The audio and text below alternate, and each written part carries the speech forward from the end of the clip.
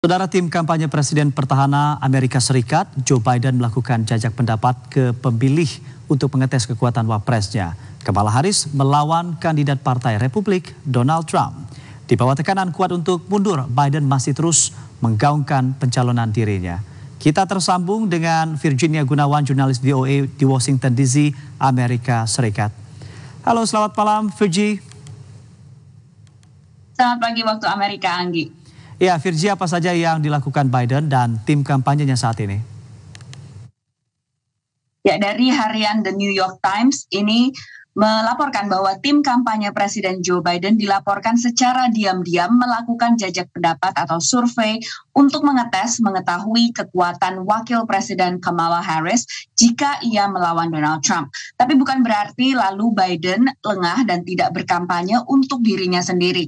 Setelah penutupan dari KTT NATO yang digelar di Washington DC, Kamis malam kemarin, Biden melakukan konferensi pers selama hampir 1 jam menjawab berbagai macam pertanyaan dari wartawan, tak hanya soal NATO dan juga posisi kebijakan luar negeri Amerika Serikat, tapi juga berbagai spekulasi tentang desakan mundur dari sejumlah pejabat senior partai pengusungnya, Partai Demokrat, termasuk dari mantan ketua DPR yaitu Nancy Pelosi.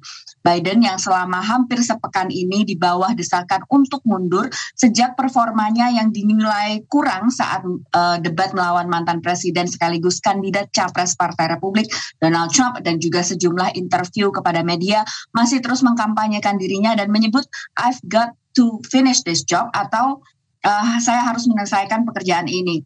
Hari ini Jumat di Amerika Serikat, Biden akan berkampanye di Detroit, Michigan. Ini adalah salah satu negara bagian yang akan menjadi negara bagian penentu pada pemilu 2024.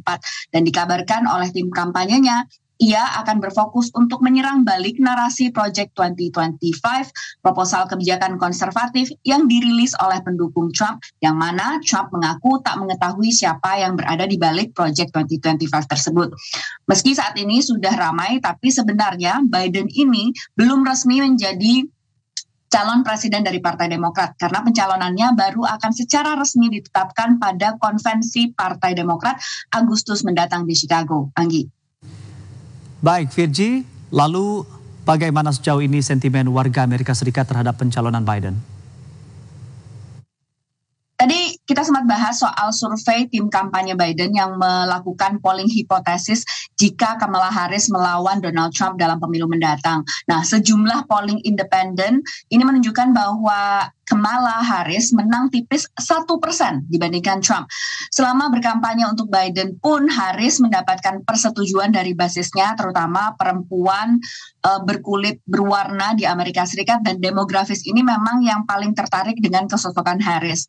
Yang jadi sorotan di sini sebenarnya justru dari partai pengusung Biden sendiri, Partai Demokrat. Saat ini sudah ada 17 dari 213 anggota Kongres, 1 senator Demokrat yang secara publik dan secara umum berharap Biden itu mundur dan memberikan kesempatan maju bagi kandidat yang lebih muda. Ada juga aktor George Clooney yang sebelumnya hadir dan ikut menggelar penggalangan dana untuk Joe Biden, memutuskan untuk mendesak Biden juga untuk mundur. Pada akhirnya keputusan untuk mundur dari pencalonan ini akan ada di tangan Biden sendiri.